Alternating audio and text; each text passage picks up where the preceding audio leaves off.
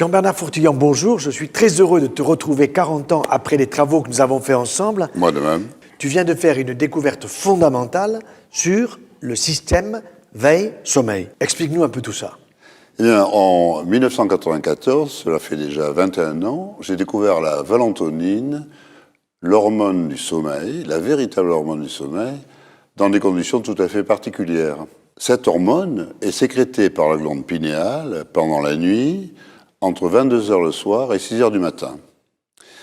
Elle est sécrétée en même temps que deux autres hormones par la glande pinéale, la mélatonine, qui est une hormone protectrice des neurones. On pensait, à tort, que c'était l'hormone du sommeil. Donc il protège le neurone. Qui protège les neurones, et une troisième hormone, qui est le 6-méthoxyharmalan, découvert par Mac Isaac en 1961, et qui est l'hormone de la veille. Cette hormone a des propriétés pharmacologiques psychostimulantes de forte intensité, puisque c'est du même niveau que le LSD, qui est un psychostimulant extrêmement puissant.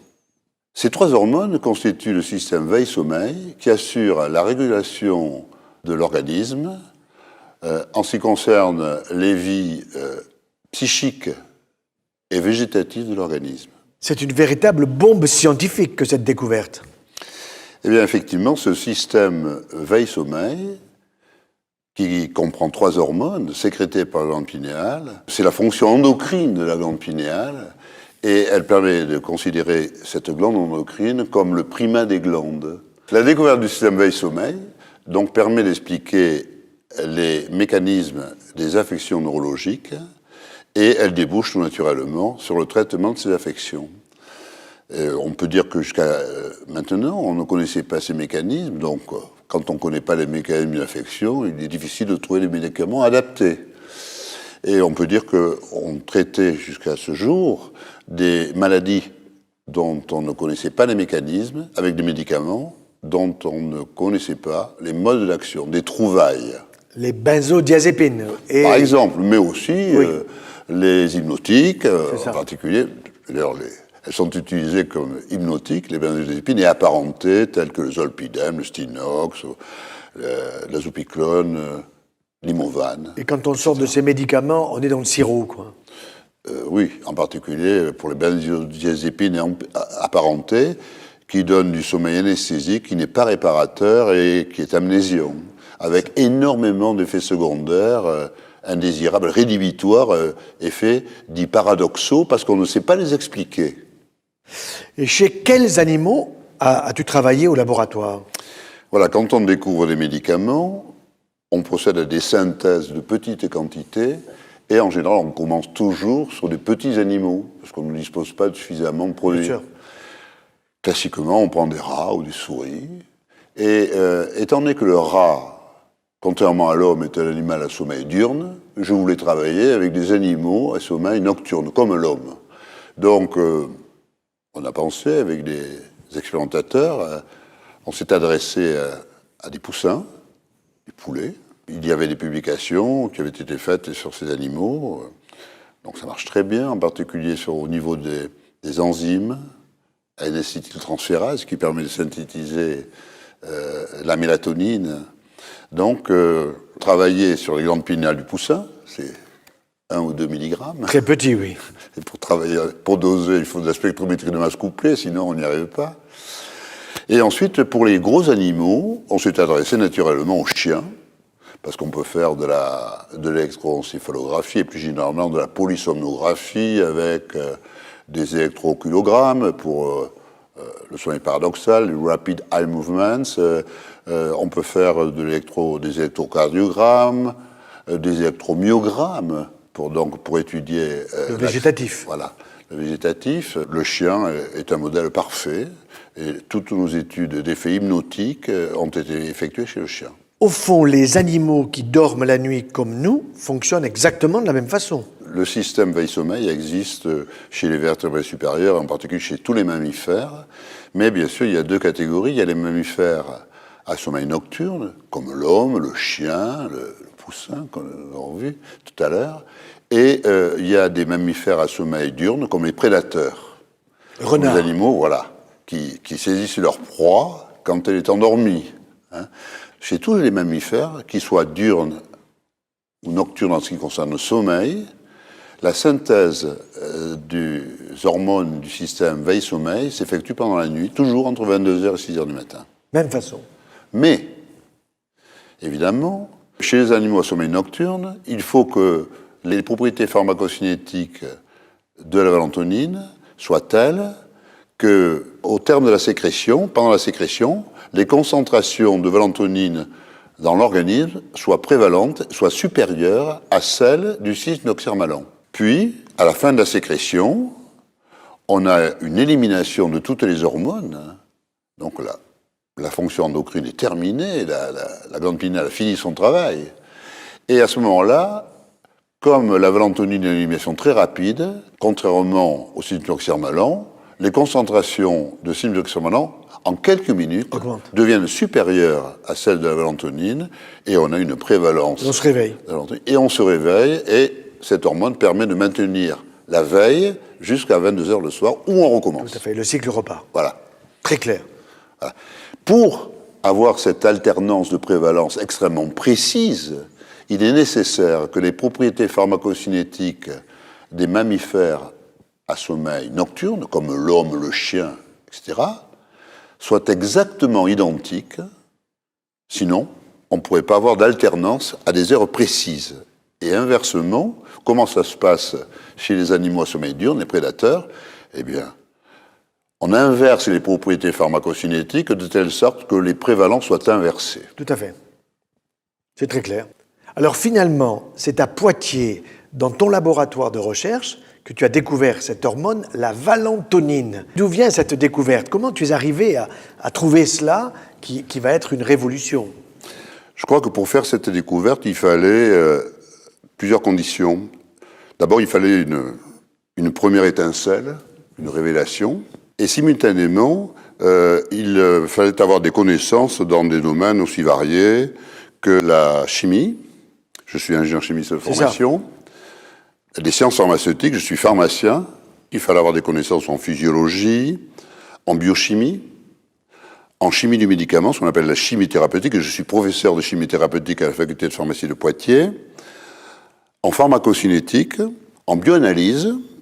J'avais créé un laboratoire de bioanalyse privé dans mon centre de recherche CEMAF. Donc un médecin ne pouvait pas trouver tout ça, c'est pas possible. Non. Et en recherche clinique, je disposais d'une clinique de 24 lits avec des médecins, des infirmières, etc. Donc j'avais tous les ingrédients et toutes les connaissances qui me permettaient, après une étincelle, d'aller au bout de la découverte. Je comprends. Et de passer d'une première découverte que j'ai faite en quelques secondes de la valentonine à la compréhension et à la définition du système veille-sommeil qui comprend 3 hormones. Au début des années 90, de nombreux chercheurs s'intéressaient à la mélatonine. Cette hormone est sécrétée par le glande pinéale, comme l'a démontré Lerner en 1958, et elle est sécrétée pendant la nuit. La lumière bloque sa sécrétion, et il était tout naturel de penser que la mélatonine était l'hormone du sommeil. Je me suis intéressé, moi, en tant que centre de recherche privé, à sa méthode de dosage, car cette hormone est très faiblement concentrée, les sécrétions sont très faibles, de l'ordre de quelques microgrammes, et les concentrations dans le sang circulant sont de l'ordre de quelques picogrammes, voire quelques dizaines de picogrammes. Donc il faut arriver à doser ça, quoi. Voilà, un picogramme, je rappellerai que c'est 1 milliardième de milligramme par millilitre de plasma. Dans notre centre de recherche CEMAF, nous sommes leader mondial dans des techniques d'analyse de couplage de la chromatographie en phase gazeuse avec la spectrométrie de masse. Nous avons développé une technique qui est actuellement encore le record du monde en matière de sensibilité en bioanalyse. Et pour doser la mélatonine avec une telle technique, il faut pouvoir la porter à l'état gazeux, puisqu'il s'agit d'une chromatographie en phase gazeuse, une méthode de séparation de la mélatonine. Et la mélatonine, à haute température, n'est pas volatile. Pour la porter à l'état gazeux, il faut la dérivatiser, c'est-à-dire la transformer en greffant des éléments chimiques tels que des groupes perfluoroacétyl. Compliqué, mais faisable. La technique que nous avons développée consiste à dérivatiser la mélatonine en utilisant l'anhydride de l'acide pentafluoropropionique, ce qui permet de fixer sur cet atome d'azote et le carbone voisin des groupes O, CO, C2F5. Il se passe une réaction extraordinaire, donc, puisque à la fin de la dérivatisation, une réaction chimique qui donne une structure tricyclique, qui est en réalité une bêta-carboline, et dans lequel donc, nous avons un groupe ici, perfluoroacétyl. Et comme je savais que la mélatonine était obtenue par acétylation de la sérotonine, Ouais. sous l'action d'une enzyme, la N-acétyltransférase, qui permet de fixer un groupe acétyl sur l'atome d'azote, j'ai imaginé que dans l'organisme, évidemment, la mélatonine ne pouvait pas réagir avec des groupes perfluoroacétyl, mais que la réaction enzymatique continuait et qu'on avait une nouvelle acétylation sous l'action de N-acétyltransférase qui conduisait à la mélatonine. Avec la même enzyme. Avec la même enzyme. Et en effet, ce composé que nous voyons ici, le dérivé que l'on peut porter à l'état gazeux pour réaliser la chromatographie en phase gazeuse et la coupler à un spectre de masse, eh bien, c'est la valentonine dans lequel le COCH3 de la valentonine est remplacé par un groupe COCDF5. Et j'ai imaginé ceci en quelques secondes et j'ai vu la molécule de valentonine. C'est ça. Au fond, cette hormone est fabriquée par la glande pinéale que nous avons, qui est au centre du cerveau. Elle n'est pas très loin, on l'appelle aussi épiphyse, et Descartes disait que c'était le centre de l'âme, mais régulation, veille, sommeil, tout ça est passionnant. Au fond, on trouve une véritable fonction à cette glande. Alors cette glande, comme on va le voir, c'est finalement le primat des glandes. Parce que à 22h le soir, on peut dire que tout part de là. La régulation de l'organisme pendant 24 heures démarre à 22h le soir. Et la sécrétion des 3 hormones par la glande pinéale, c'est-à-dire le système veille-sommeil, donc s'arrête à 6h du matin, elle dure 8 heures, et à 6h du matin, on peut dire que la glande pinéale a fini son boulot. Et on peut la voir dans le cerveau ? Alors, on peut la voir dans le cerveau. C'est une petite glande donc endocrine qui est située à l'arrière du thalamus. Elle est proche, d'ailleurs, la glande endocrine la plus proche est l'hypophyse. L'hypophyse, oui, devant. Voilà, qui est située à l'avant de l'hypothalamus. Voilà. Et on remarquera la proximité de la glande pinéale avec les yeux et avec la rétine, dont les cellules perçoivent la lumière. Voilà. Et on va voir que finalement, c'est au terme d'une transduction photo-neuro-endocrine, c'est ça, qui fait intervenir les noyaux suprachiasmatiques et qui sont juste au-dessus du chiasme optique, ici. c'est ça, oui. Donc, c'est la véritable horloge biologique de l'organisme, le noyau suprachiasmatique. Elle rythme la vie de l'organisme pendant 24 heures en fonction du mode de vie et de l'environnement.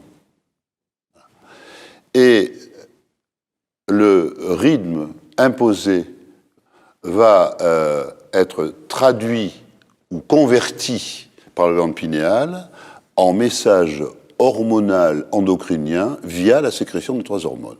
C'est ce qu'on appelle la transduction photo-neuro-endocrine. C'est-à-dire, je ferme les yeux, c'est la nuit, je n'ai plus de lumière, je vais fabriquer cette valentonine, et en même temps, je m'aperçois qu'elle est très proche de l'hippocampe, qui est la zone de la mémoire. Tout ça se relie avec le système limbique, au fond. Hein. Oui, mais si on ferme les yeux, si tu fermes les yeux maintenant, oui. Tu ne vas pas avoir de sécrétion de mélatonine. Oui. En fait, les sécrétions donc, sont effectuées par la glande pinéale. On a pensé longtemps que la mélatonine pouvait influencer les rythmes biologiques. C'est totalement faux. Totalement faux, hein.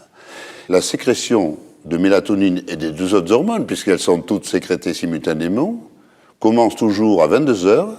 Il faut qu'il n'y ait pas de lumière, parce que la lumière bloque la sécrétion. Oui, c'est ça. Et elle dure 8 heures, quelle que soit la saison. Donc mon infirmière qui fait la nuit, qui bosse pendant la nuit avec l'éclairage nocturne, elle bloque sa valentonine et elle va la faire sécréter plutôt quand elle va se coucher le matin, je dirais, en fermant les yeux, quoi. Le noyau suprachiasmatique va adapter le rythme C'est ça, oui. au mode de vie d'infirmière. Voilà. Effectivement, mais il va falloir un certain temps. Bien sûr. Parce que quand on a un décalage horaire, elles le disent elles-mêmes. On peut récupérer 1 heure et 1 heure et demie par jour. Hein. Oui. Et ce qui était intéressant, c'est qu'on a pensé longtemps que, comme l'hiver, les nuits étaient plus longues, Oui. eh bien, on pensait que la sécrétion de mélatonine était plus longue. Alors, on a dit, les dépressions saisonnières sont dues à la plus longue sécrétion, à la quantité de mélatonine sécrétée plus longue, donc plus importante, alors qu'en réalité, c'est toujours, on l'a démontré, nous l'avons démontré en faisant des études au mois d'octobre, la sécrétion, quelle que soit la longueur de la nuit, quelle que soit la saison, a toujours lieu entre 22h et 6h du matin, pour des gens qui ont une vie normale. C'est ça. Pas pour les infirmières. Bien sûr, quand bien elles sûr. sont décalées, Oui, quand oui, elles oui, travaillent elles sont la décalées, nuit. oui. Et ce qui est très intéressant, c'est de voir que c'est dans une zone de notre cerveau qui est assez profonde, donc très protégée. Très protégée. Ça veut dire que si on prend un coup sur la tête, on ne risque pas d'abîmer des glandes aussi importantes que la glande pinéale et même l'hypophyse. Et la glande pinéale, au fond, elle est au-dessus de l'hypophyse. C'est elle qui va réguler tout ça. Tu as dit que les 3 hormones étaient sécrétées simultanément. Simultanément. Ça veut dire ensemble, c'est pas l'une après l'autre. Simultanément, donc, entre 22h et 6h du matin, la sérotonine donc, provient du tryptophane.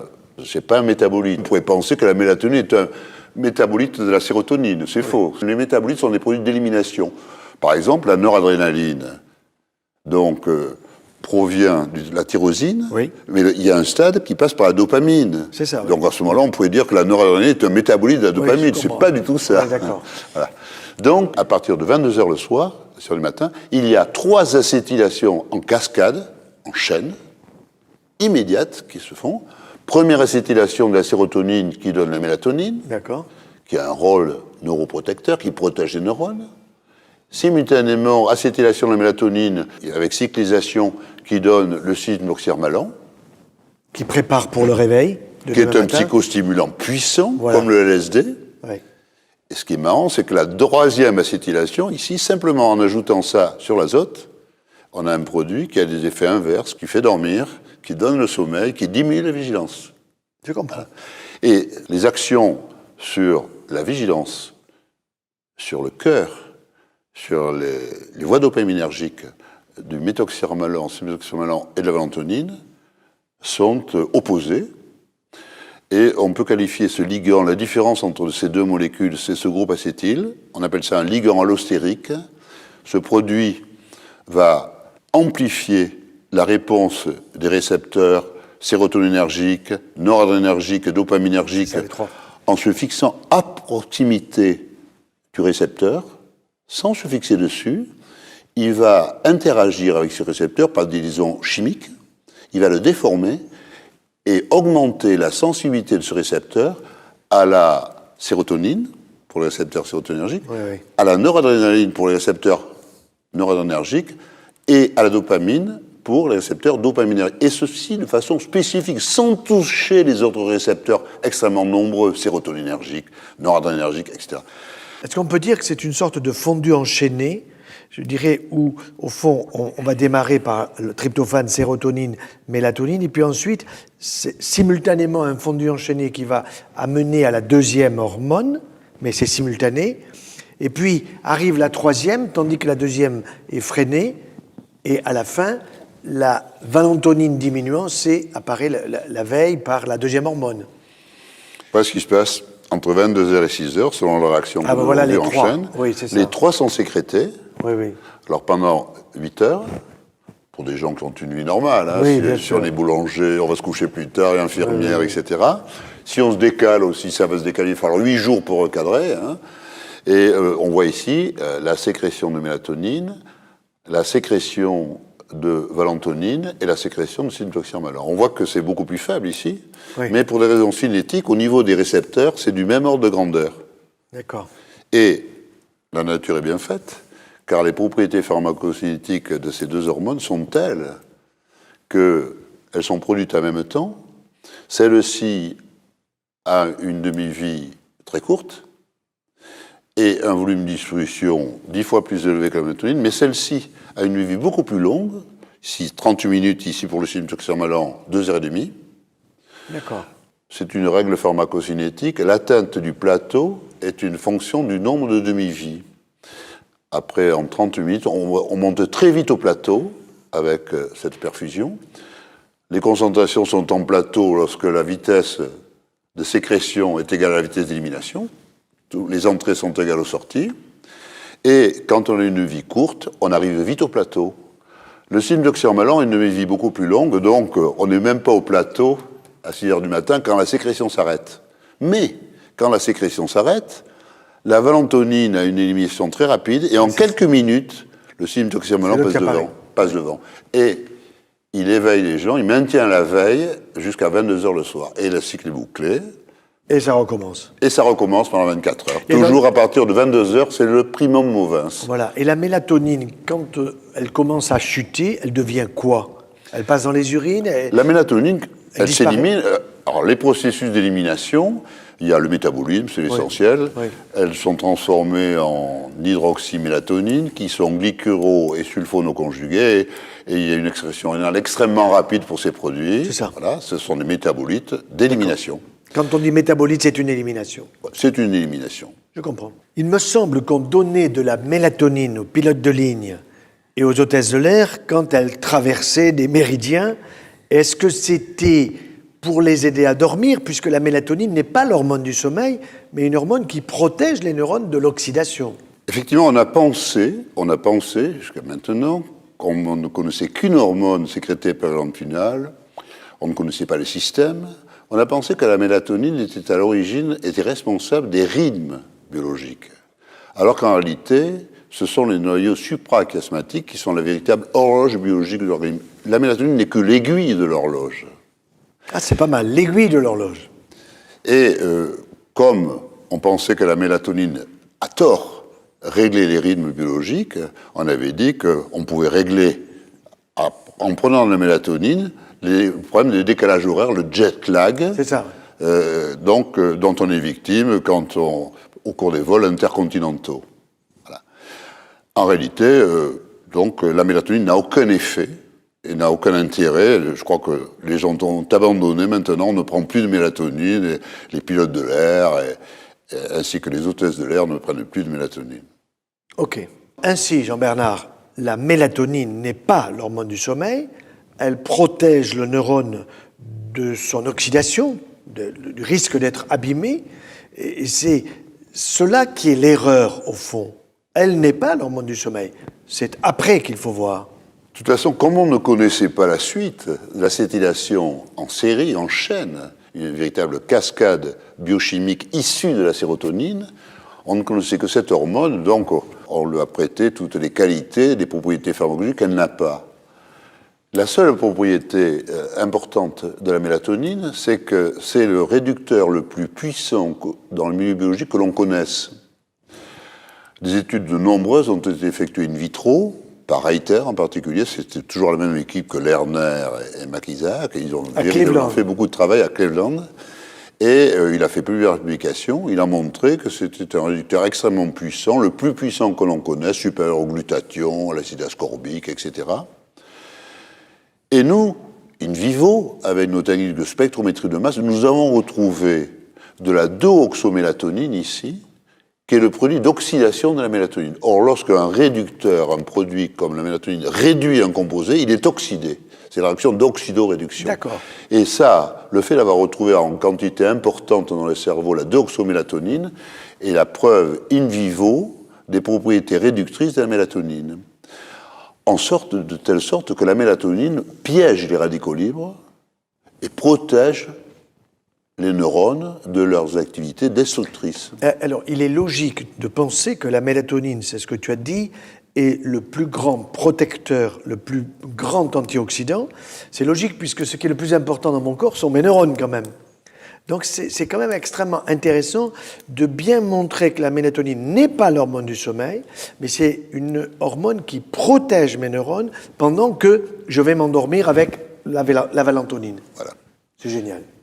Donc dans ce système, chacune des 3 hormones a son rôle. Pour l'alternance veille-sommeil et la régulation des organes de vie végétative ou psychique, c'est le syntoxyrmalan et la lantonine.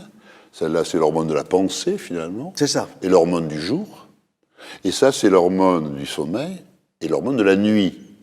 Ils ont des actions inverses du point de vue de la vie végétative.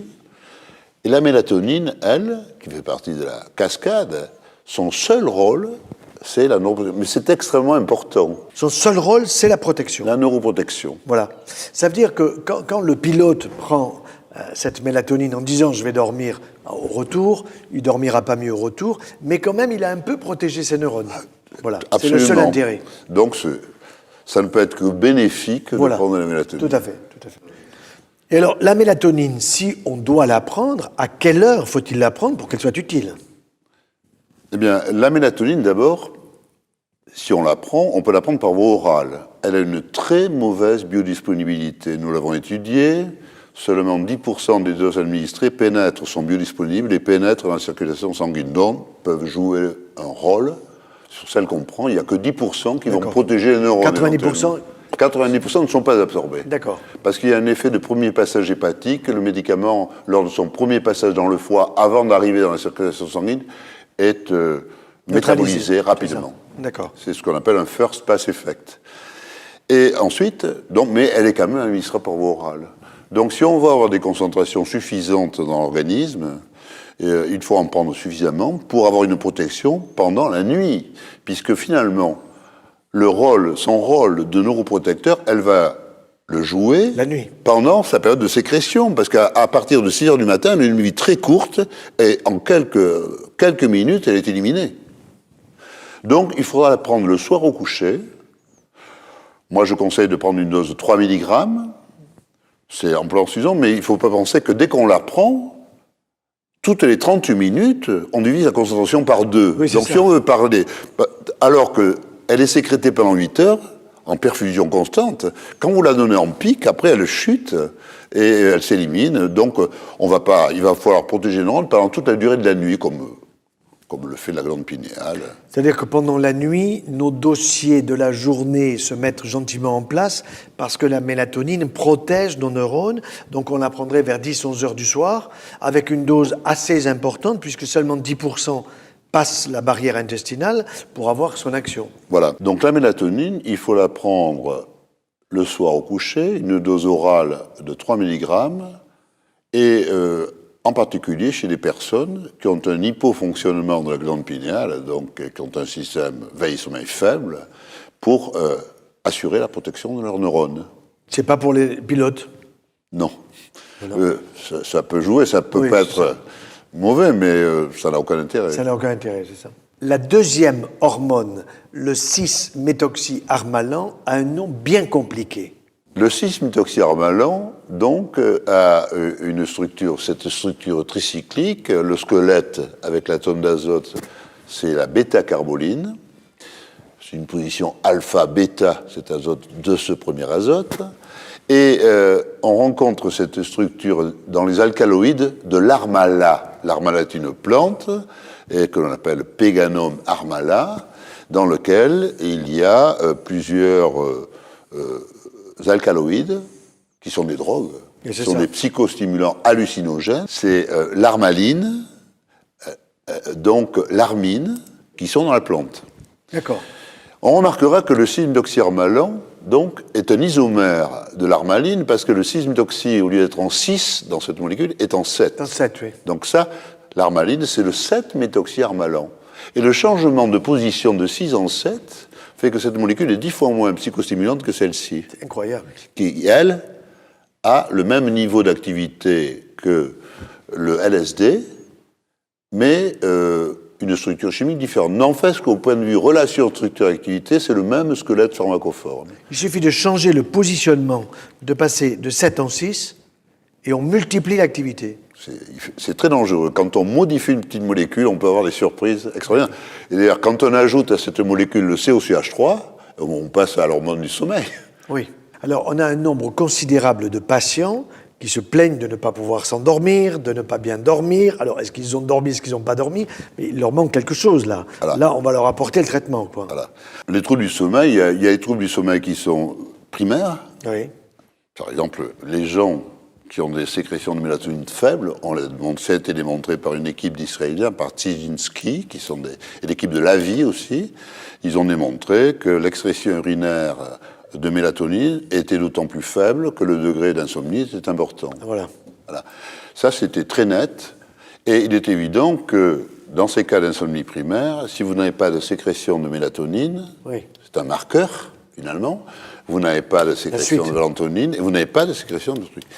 Et si on veut traiter une insomnie, eh bien, il faudrait faire dormir, donc en donnant la mélatonine ou ses dérivés de synthèse, comme nous en avons fait 569, on va évidemment pallier au déficit de cette hormone, mais quand ils se réveilleront, les gens, ils n'auront pas l'hormone de la veille. Un trouble du sommeil, il faut le traiter comme un trouble du système veille-sommeil. Il faut administrer les deux hormones dans des proportions adéquates pour assurer la régulation harmonieuse de l'organisme. Parce que n'oublions pas que la mélatonine est l'hormone du sommeil, mais l'hormone qui règle la pression artérielle, la fréquence cardiaque...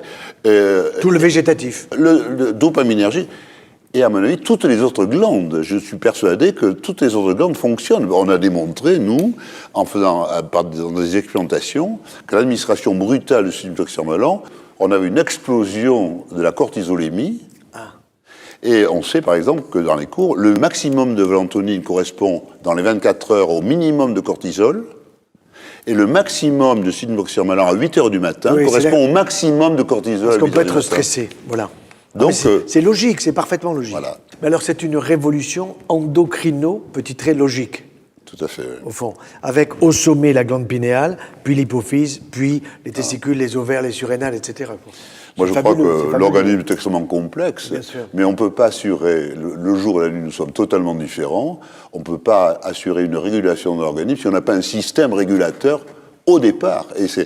Et tout part de ce système. À 22 heures, tout démarre. Tu pénètres le mystère de l'humain. Parce que c'était mystérieux jusqu'à présent. Ça, c'est assez fabuleux, quoi. Et ça, c'est vraiment une des merveilles de la création, ce système veille-sommeil. Quand on étudie les mécanismes pharmacocinétiques, toutes les conditions qu'il faut, il faut que tout soit concordant. Et alors, chez le renard, par exemple, qui, lui, bosse la nuit et dort le jour, est-ce qu'on va trouver une inversion du cycle? Eh bien, alors, chez le renard et tous les animaux à sommeil diurne, comme les prédateurs, bien sûr, les lions, les chats même, ils ont toujours une sécrétion de la mélatonine et du système des trois hormones entre 22h et 6h du matin, mais il y a une inversion des pharmacocinétiques, de telle sorte que la nuit, on a une prévalence du citalopram, et le jour, on a une prévalence de l'hormone du sommeil. Et alors, on peut imaginer la synthèse de la mélatonine pour pouvoir donner ça à des patients dans un avenir assez proche? C'est très facile à synthétiser, et quand ce sera un médicament, ce sera un médicament de très bon marché. Oui. Voilà. À ce sujet, bien sûr, nous avons synthétisé, quand j'ai découvert la mélatonine, tout de suite, je savais que j'avais l'hormone du sommeil, on a vérifié, on l'a synthétisé très facilement, en quelques jours, avec des amis chimistes. On l'a fait tester et on a démontré effectivement qu'elle donnait du sommeil physiologique, alors que les autres produits hypnotiques sur le marché, tels que les benzodiazépines et les médicaments apparentés, Zolpidem, Stinox, etc., donnent du sommeil anesthésique, qui n'est pas du tout réparateur. Dont on sort fatigué. Et qui donne de l'amnésie. Les malades que nous opérons. Donne de l'amnésie, oui, car on va voir que quand on fait de l'électroencéphalographie, on s'aperçoit qu'avec ces composés, les benzodiazépiniques en général, on effondre le sommeil paradoxal. Et c'est le sommeil de la mémoire. C'est ça, oui. Voilà. Et le sommeil physiologique, il y a beaucoup de sommeil profond, lent, qui est un sommeil réparateur, alors qu'avec les benzodiazépines et apparentés, on a en majorité du sommeil léger, non réparateur. C'est un sommeil imposé par la drogue, au fond. D'ailleurs, quand on est anesthésié, au réveil d'anesthésie, on est fatigué. On est dans le sirop, oui, bien sûr. Voilà. Tout à fait, tout à fait. Et on a souvent oublié ce qui s'était passé avant. Oui, exactement. Oui. Et alors, au fond, le tryptophane est un acide aminé essentiel. Et lui aussi reste très important à être présent dans notre alimentation. Je sais qu'on en a un petit peu dans le vin de Bordeaux, mais on en a aussi dans pas mal d'autres aliments. Ce qui veut dire que toute cette chaîne biochimique, ces différentes cascades qui à la fois se suivent et sont simultanées, ça y est, ça nous permet de comprendre exactement ce qui se passe sur le plan de la biochimie et de l'utiliser en médecine. Le tryptophane, effectivement, c'est un des 20 acides aminés essentiels. Oui. Ce qui est intéressant d'ailleurs, mais on pourra en parler, c'est qu'il y a deux acides aminés qui interviennent dans la synthèse des hormones du système veille-sommeil.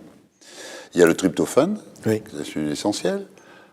La sérotonine est fabriquée dans la glande pinéale parce que la sérotonine, on dit que c'est une hormone. Ça ne peut pas être une hormone, parce qu'une hormone, ça doit pouvoir circuler dans la circulation sanguine. Or, ces molécules, comme la sérotonine, sont des molécules polaires, hydrophiles, qui ne peuvent pas circuler. C'est pour ça que la sérotonine, nécessaire à la synthèse de la mélatonine et des autres hormones du système veille-sommeil, elle est fabriquée dans le tryptophane, et de la même façon au niveau des neurones, elle est fabriquée au niveau des boutons synaptiques, toujours à partir du tryptophane, in situ. Or, les hormones, telles que la mélatonine, le syndoxyromalantine, on remarquera que quand on passe de la sérotonine à la mélatonine, on fait une méthylation ici, sur l'OH, qui rend la molécule lipophile, qui lui permet de circuler. Et là, on a une molécule qui est un neurotransmetteur, par exemple, comme la sérotonine, qui devient une hormone. Parce qu'une hormone, c'est une substance chimique qui est sécrétée par une glande, libérée dans la circulation sanguine, qui va agir à distance, et en se fixant sur le récepteur aussi des organes, et en déterminant des effets métaboliques ou des effets dynamiques. Mais donc je n'ai pas de sérotoninémie. Non. D'ailleurs, on ne pourrait pas le doser parce que la sérotonine, dès qu'elle est libérée dans l'organisme, elle est tout de suite transformée en 5-HIAA, voilà. 5-hydroxyindolacétique. Elle est éliminée dans les urines sous forme de dérivés glyconoconjugués. C'est ça. Voilà. Donc cette sérotonine, c'est comme la dopamine. On dit que la dopamine est une hormone, c'est impossible. La dopamine, elle est fabriquée dans les neurones dopaminergiques à partir de la tyrosine. C'est ça, oui. Comme la noradrénaline l'est aussi dans les neurones noradrénergiques. C'est là qu'on voit la complémentarité entre l'analytique, le pharmacien, le chimiste et au bout du compte le clinicien. Et le physiologiste. Fabuleux, tout à fait. Voilà. Donc, je reviens sur le tryptophane. C'est intéressant parce que il y a deux acides aminés qui ne sont pas redondants, c'est-à-dire pour lesquels il y a un seul codon. Il y a 64 codons dans le code génétique. Oui. Et il y a deux seuls acides aminés, le tryptophane et la méthionine, qui ne sont pas redondants. D'accord. Et c'est amusant parce que ces deux acides aminés interviennent ici. Le tryptophane parce qu'il permet de synthétiser la sérotonine, et la méthionine parce qu'elle est à la base de la S-adénosylméthionine, qui permet de méthyler l'OH ici et de donner le OCH3. D'accord. Bon, c'est une corrélation, mais c'est une remarque qui m'a paru intéressante. Quand tu dis non redondant, ça veut dire précisément... Ça veut dire que redondant... Alors, la redondance, c'est la possibilité pour un acide aminé d'être véhiculé par plusieurs codons. Comme il y a 64 codons et 20 acides aminés, le tryptophane, il n'y a qu'un seul codon, le codon UGG, et donc, alors que les autres, pour la valine, notre acide aminé, on peut avoir 2 ou 3 codons en moyenne. Et on dit que le code génétique est dégénéré parce qu'il y a des redondances, mais il n'y en a pas pour le tryptophane et la S-adénosylméthionine. C'est très intéressant, oui. Est-ce qu'il est possible de doser la mélatonine dans le sang pour savoir si vraiment on en a besoin? D'abord, sur le plan technique, on peut la doser, puisque nous avons des techniques de chromatographie en phase gazeuse couplées à la spectrométrie de masse. C'est une technique très délicate, mais nous envisageons, bien sûr, nous avons développé une méthode automatisable de couplage de la chromatographie liquide haute performance avec la spectrométrie de masse. Et on arrive pratiquement aux mêmes sensibilités, on arrive à doser 0,5 picogrammes par millilitre. D'accord. C'est une technique que l'on a l'intention de répandre dans tous les laboratoires d'analyse médicale. Car, comme nous l'avons vu tout à l'heure, la mélatonine, dans cette cascade biochimique, est un marqueur des autres hormones. Si on a un hypofonctionnement de la glande pinéale, on va avoir un déficit de cette mélatonine qui va se répercuter. On À aura la un suite. déficit des hormones, de toutes les hormones. À l'inverse, dans les psychoses, on a probablement donc un excès de syntoxyrmalan, c'est l'agent des psychoses, et il doit correspondre à un excès de la mélatonine. Oui. Donc, si on dose de la mélatonine dans le sang, on peut avoir une idée du niveau de l'activité du système veille-sommeil, quantitativement. Dans les situations de déficit, donc, qui sont à l'origine des maladies, des troubles du sommeil, des dépressions nerveuses, ainsi que des maladies neurodégénératives. On a vu que dans l'Alzheimer, il y avait 0 mélatonine. Donc, on dosera la mélatonine. Il faudra la doser à 1h du matin, car, comme on peut le voir sur ces courbes, par exemple, à 22h, ça commence. Donc, 1h du matin, on suit la mélatonine et on voit que vers 1h du matin, on a atteint le plateau. Être au sommet, oui. Voilà. Si on la dose à 22h ou 23h, on aura très peu. On n'aura aucune idée du truc. Tandis que là, elle est en plateau, donc on a une idée. Alors là, il y a des différences considérables entre les sujets. Nous ne sommes pas égaux, puisqu'on a vu que même chez les volontaires sains, on avait pris des sujets jeunes, en bonne santé, des sujets âgés. Ça variait, les plateaux variaient de 10 picogrammes par millilitre à 120 picogrammes par millilitre. Ah, et oui. ce qui était le plus marrant, c'est qu'avec l'âge, ça baissait en moyenne, Oui. mais dans nos études, c'était un sujet âgé qui avait le minimum, mais c'était également un sujet âgé qui avait le maximum, il avait 120 picos par millilitre. Donc nous sommes inégaux et Et les à quelle risques... heure il avait ces taux? On va le voir Ah, voilà, ici. les sujets jeunes et âgés. Nous avons ici des cinétiques des sécrétions pinéales que nous avons réalisées par spectrométrie de masse. On a prélevé chez des sujets pendant 24 heures la mélatonine. Dans le sang. Voilà. On s'est aperçu que chez tous les sujets jeunes ou âgés, quelle que soit la saison, là c'était au mois de mai, là c'était au mois d'octobre, les longueurs de la nuit, là il y avait 8 heures pile, donc, et là il y avait 8 heures, alors qu'on avait 13,5 heures de nuit. Et on s'aperçoit qu'il y a des écarts considérables. Là, c'est sujet volontaire 5, qui avait 25 ans en moyenne. On va de 19 picots par ml à 93,7 picots par ml. Et là, chez les sujets âgés, c'est encore pire, puisqu'il y en a un facteur 13. On voit que chez un sujet âgé, en moyenne, avec l'âge, la sécrétion de mélatonine baisse, mais bien que, logiquement, il est logique qu'on ait le minimum chez un sujet âgé, mais le maximum, le record à la hausse, était observé chez un sujet de 70 ans. Est-ce que celui-là dormait plus que les autres? Parce que tous les points bleus, ce sont des sujets. C'est des sujets, Donc, il y en a apparemment, autant. aucun n'avait de problème de sommeil. D'accord. Donc des gens normaux, quoi. Des gens normaux. C'est ça. C'est des volontaires sains, donc pas de problème de sommeil. Alors, il y a un facteur 13, donc on peut penser qu'il y a des facteurs de 1 à 100, ça Oui, peut oui. aller de 1 à 100 chez les sujets.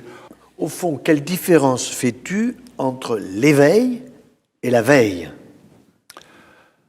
L'éveil, c'est le passage de l'état de sommeil à l'état de veille. L'état de sommeil survient quand la vigilance tombe en dessous d'un certain niveau que l'on peut qualifier de barrière du sommeil.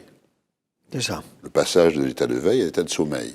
Et l'éveil, c'est le passage de l'état de sommeil à l'état de veille. Ces deux périodes, au cours de ces deux périodes, on peut penser que c'est la prévalence, lorsque la valentonine est prévalente dans l'organisme, la nuit, prévalente parce que ses concentrations sont supérieures à celles de l'hormone de la veille. Normalement, cette hormone permet de maintenir la vigilance en dessous de la barrière du sommeil en fin de nuit, en fin de sécrétion, à 6 heures du matin. Eh bien, les concentrations de syntoxyrmalan deviennent rapidement supérieures. On a une prévalence du syntoxyrmalan qui augmente le niveau de la vigilance. Et on passe du sommeil à la veille. D'accord. Et ceci jusqu'à 22 heures le soir. Donc le point clé, c'est la barrière du sommeil. Voilà. C'est clair. Mais on remarquera que dès que 6 heures du matin, on a beaucoup d'hormones de la veille, mais le soir, on n'a presque plus. Oui, il y a presque On est fatigué. Oui. On n'a plus de On tonus. a besoin de dormir. Voilà. Alors, le problème, c'est que quand on ne dort pas, bien sûr, on restaure pas, on répare pas l'organisme, mais quand on ne dort pas on ne fabrique pas non plus l'hormone de la veille. Oui, oui, oui, oui. Et le jour, on est encore plus fatigué que normalement. C'est ça, oui. Parce qu'on n'a pas fabriqué la nuit précédente l'hormone de la veille. Donc le sommeil réparateur, ce sont vraiment deux mots qui vont ensemble. Tout à fait. Sommeil physiologique et réparateur. Absolument. Au fond, le tryptophane est un acide aminé d'une extrême importance, puisque c'est à partir de lui que va commencer la formation de la sérotonine et la suite. Effectivement, le tryptophane fait partie des 20 acides aminés. C'est un acide aminé essentiel. Et il est le précurseur de la sérotonine, non seulement dans la glande pinéale. La sérotonine, donc, est produite, se forme à partir du tryptophane à la suite de 2 réactions enzymatiques. Et ensuite, la sérotonine va donner, au terme de 3 acétylations successives, va donner ces 3 hormones du système veille-sommeil qui constituent la cascade biochimique dont nous avons parlé. Et le tryptophane est également le précurseur de la sérotonine dans les boutons synaptiques au niveau des neurones sérotoninergiques. La jonction entre les neurones, c'est ça. Il ne peut pas circuler dans l'organisme, donc il est fabriqué in situ dans la glande pinéale et dans les neurones, là où il agit comme un neurotransmetteur. Et la dopamine, dans ce vaste système hormonal, où se situe-t-elle?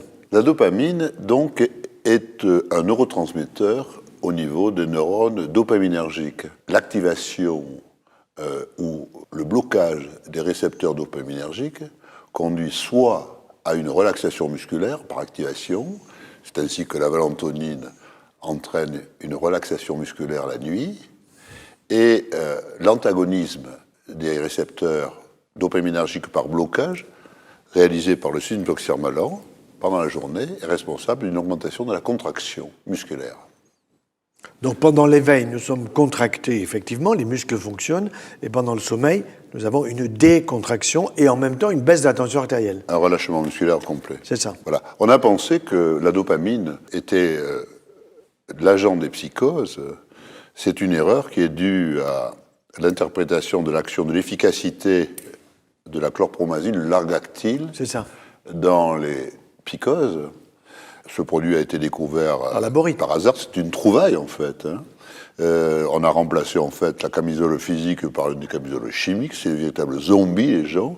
Et comme le largactyle avait, en pharmacologie, chez les animaux, une action antidopaminergique, on a pensé que les psychoses étaient dues à un excès de la dopamine. En fait, c'est tout le contraire, puisque nous savons que c'est le 6-méthoxyrmalan qui est l'agent des psychoses, et justement, le largactyle a également des propriétés anti-noradrénergiques qui empêchent la synthèse du système veille-sommeil excédentaire chez les psychotiques à la suite de l'action du largactyle. Au fond, beaucoup de médicaments des psychiatres vont tomber à l'eau avec cette découverte, et donc les benzodiazépines, les somnifères, les anxiolytiques, et les antidépresseurs, tout ça va beaucoup bouger. Voilà. Alors, ce qui va le plus bouger, à mon avis, ce sont les benzodiazépines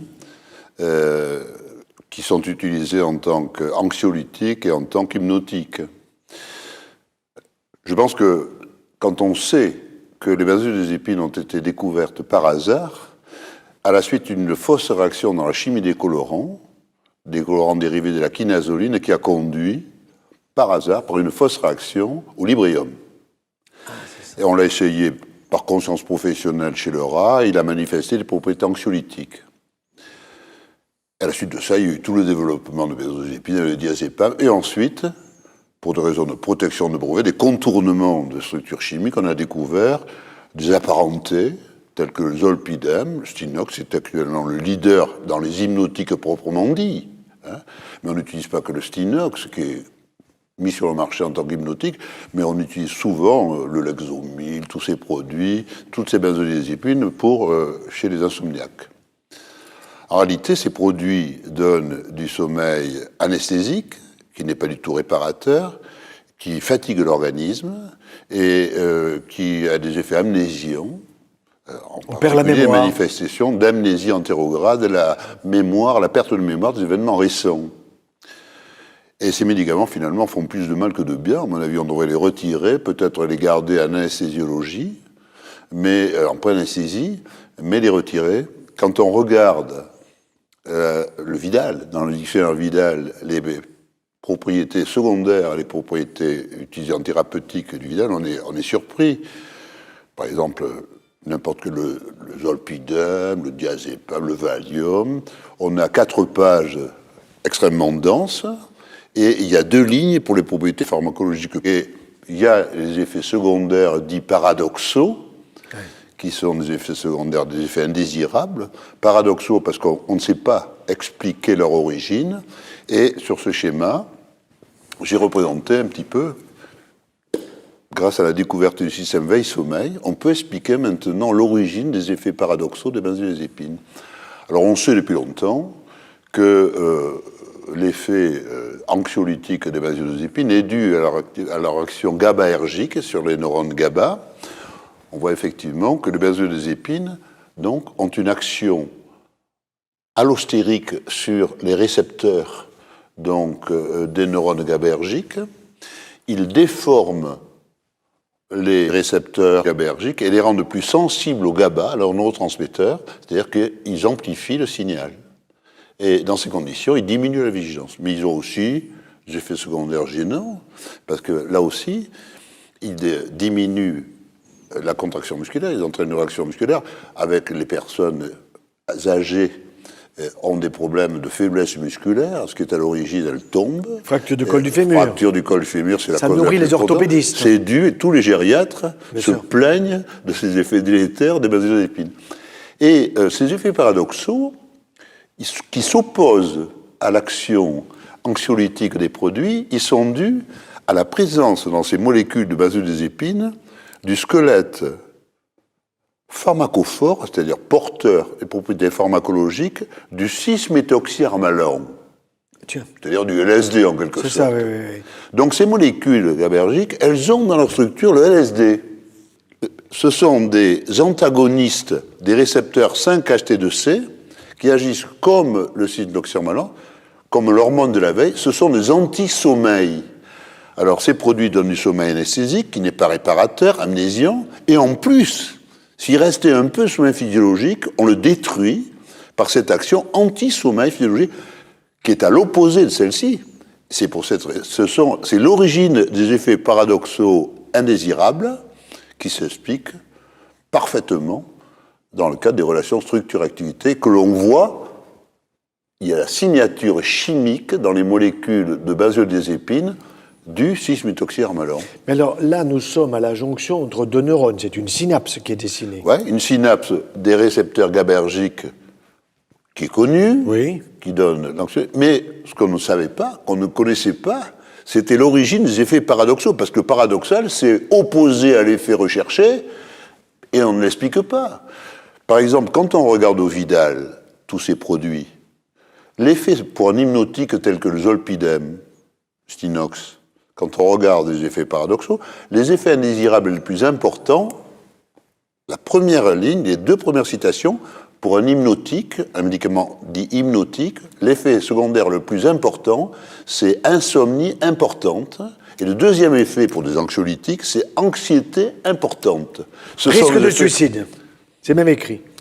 Au fond, on voit dans la clinique beaucoup de patients qui ont des problèmes de sommeil, qui ont des problèmes neurologiques, qui vont chez le psychologue, chez le psychiatre, et il va falloir leur proposer quelque chose. Alors, sous quelle forme? Ce sera en comprimé, ce sera en patch. Comment peut-on imaginer le traitement de demain qui va régulariser ce système de la veille et du sommeil? Ce qu'on envisage, c'est un traitement hormonal substitutif dans les dysfonctionnements du système veille-sommeil. Ces dysfonctionnements, ça peut être soit un déficit quantitatif des 3 hormones, oui, de la cascade en fait, hein. Et dans ces conditions, il faudra administrer les hormones et la mélatonine. Alors on pourra prendre la mélatonine par voie orale, mais les hormones, on ne peut pas les prendre par voie orale. Elles vont être détruites par le tube digestif. Alors on aurait pu associer au 6-méthoxyarmalan, qui peut être absorbé par voie orale, un valentonergique de synthèse, oui, une des 569 molécules que j'ai synthétisées et qui sont administrées par voie orale.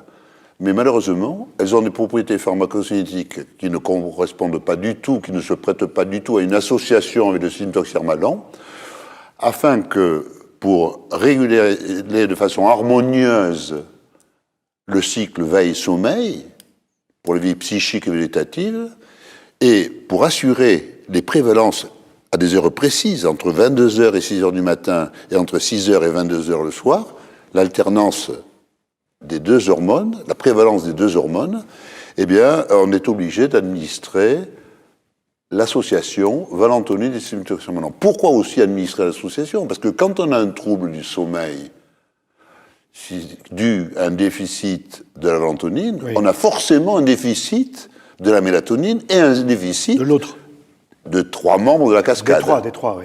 Donc, il faut administrer, pour assurer une régulation harmonieuse de l'organisme, pendant 24 heures, il faut administrer l'association. Comme on est obligé, pour des raisons cinétiques, d'associer la valentonine au cytotoxirmalan et qu'elle n'est pas administrable par voie orale, on va donner le produit en patch. Et il existe aujourd'hui des patchs à 2 réservoirs. On va donner, effectivement, les 2 hormones dans des proportions de 4 pour 1, avec 4 fois plus de valentonine que de cytotoxirmalan, pour assurer les prévalences, comme ça doit être dans l'organisme. On cherche à régler le sommeil, voilà. Voilà. C'est logique.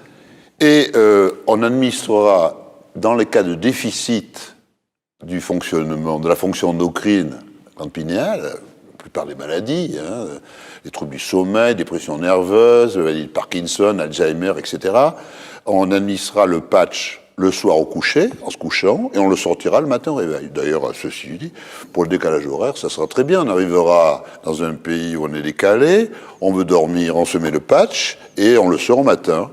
On ne souffrira pas du tout du décalage horaire. Voilà. Pour les maladies comme les psychoses, où on a un excès de mélatonine et un excès du système veille-sommeil, au point de vue quantitatif, évidemment, on ne peut pas arrêter, freiner la sécrétion de mélatonine. Alors, ces sujets dorment très bien la nuit. Oui. Ils dorment très bien parce qu'ils ont beaucoup d'hormones du sommeil. Mais le matin, quand ils se réveillent, quand la mélatonine s'élimine, ils sont hors normes mentaux. Ils ont des hallucinations, etc. Jusqu'à maintenant, on les matraquait, finalement, avec les neuroleptiques. Et parce que les neuroleptiques, ça a des actions antidopaminergiques, oui, non spécifiques. Parce que nous, ces hormones ont des actions spécifiques sur des récepteurs donnés, mais pas sur les autres. Et ensuite, ces hormones, on les donnera la nuit pendant 24 heures, au moment où la glande pinéale fonctionne, c'est-à-dire pendant 8 heures. De 6 heures du matin à 22 heures le soir, la glande pinéale, c'est terminé, elle a fait son travail, elle le recommence à 22 heures. Oui, oui. Donc c'est bien un traitement hormonal substitutif, dans la mesure où la glande pinéale fonctionne insuffisamment. C'est comme si on plaçait en patch une glande pinéale. Tout à fait. Et dans le cas des psychoses, comme on ne peut pas, évidemment, diminuer le système, eh bien, il y a trop de valentonine. On dort, c'est pas gênant, mais il y a trop de 6-MH. On va administrera un patch à un seul réservoir chargé en valentonine. Cette valentonine déplaçant sur la base d'une compétition du récepteur l'excès de 6-MH sur le récepteur. Et on va les rendre normaux. Je comprends. Sans le moindre effet secondaire. On espère. Donc on tient le traitement de pathologies neuropsychiatriques importantes. Je pense que ça va changer la vie des malades psychotiques. Au fond, Jean-Bernard Fourtillon, cette découverte va modifier d'une manière extrêmement importante notre vision de toutes ces pathologies neurologiques, neuropsychiatriques, qui touchent le problème du sommeil, qui touchent le problème du Parkinson, les maladies neurodégénératives, l'Alzheimer, et même certaines pathologies que nous pouvons avoir dans le cadre de notre système végétatif qui ne va pas bien, avec la tension artérielle qui monte ou qui descend d'une manière excessive. Et en même temps, on est en train de se rendre compte, par cette découverte qui est une véritable bombe scientifique, que la glande pinéale, c'est le primat des glandes. On disait que l'hypophyse était très importante, mais la glande pinéale est au-dessus. Elle est prioritaire, primat des glandes, j'aime bien cette expression, et ça montre bien que les étudiants en médecine, les médecins, vont pouvoir enfin comprendre le fonctionnement de ces pathologies et proposer aux patients des choses extrêmement simples, un patch au moment d'aller s'endormir, dans la mesure où il y aura eu une baisse trop importante des troubles du sommeil, etc. Donc c'est vraiment une révolution qui est en train d'arriver grâce à cette découverte à Poitiers, dans un laboratoire de chimie, par un professeur de pharmacie, de chimie analytique, qui est en même temps dans tout le domaine de la pharmacocinétique. Donc, et on comprend pourquoi cette découverte ne pouvait pas être réalisée, je dirais, par un chercheur lambda dans les laboratoires de recherche. Donc c'est vraiment une révolution, une bombe scientifique qui est absolument extraordinaire et qui nous donne, au fond, une réponse à certains mystères du fonctionnement de l'humain dans cette régulation de sommeil et de l'éveil, et qui vont nous permettre de sauver énormément de gens, jusqu'à peut-être des gens qui sont dans des états dépressifs extrêmement profonds, qui peuvent avoir même de désirs suicidaires. Eh bien tout ça, on va pouvoir le régler d'une manière biologique. Notre horloge du sommeil et de la veille va enfin, parce qu'elle est comprise, être régulée.